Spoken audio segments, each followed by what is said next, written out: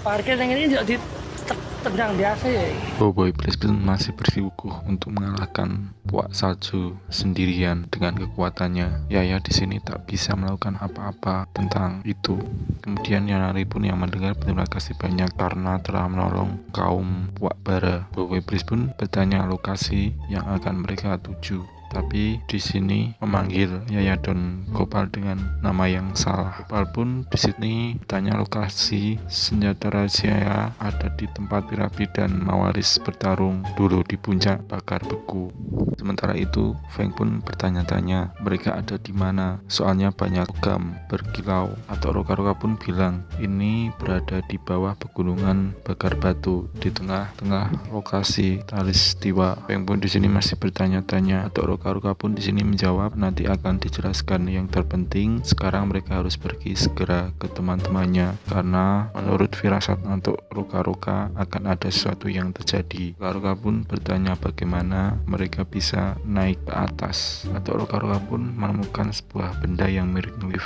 Roka-Roka pun bilang ini jalan tercepat untuk sampai ke teman-teman. Walaupun alat ini dari teknologi zaman dulu, dan Roka-Roka pun di sini langsung masuk dan tak menghiraukan tentang kata-kata atau Roka-Roka. Saat Feng sadar, tiba-tiba atau Roka-Roka pun menyuruh Roka dan Roku untuk meniup lubang-lubang yang ada di samping. Tapi semburan pun terlalu kuat terhadap Roka-Roka yang membuat Roka-Roka dan Feng takutan. Mereka berdua pun akhirnya sampai di atas. Feng pun menerima message dari Ying untuk langsung menuju puncak bakar beku karena mereka ada rencana untuk mendamaikan para Puak Salju dan Bara. Feng dan Roka-Roka pun harus bergegas untuk memberitahu tentang pahlawan palsu kepada teman-temannya yang lain. Feng pun bertanya-tanya gunung berapi tersebut apakah masih aktif. Roka pun menjawab sudah tidak, terakhir aktif 1000 tahun yang lalu saat kedua pahlawan Puak Bara dan Salju bertarung. Feng pun mengajak Roka-Roka untuk segera ke puncak bakar batu tersebut. Terlihat Ying, Kuali, Bobo Es, Gardu berjalan menaiki puncak bakar batu. Angin pun bertiup sangat kencang. Do pun bilang mereka sudah sampai, tapi kenapa tidak ada tentara Puak Bara yang mereka maksud yang membawa senjata rahasia. Kuali pun bilang mereka pun menurut info orang dalamnya sebentar lagi akan sampai di sini. Gardu pun di sini bilang Yanari boleh menyembunyikan sesuatu darinya karena di sini ada Bobo Es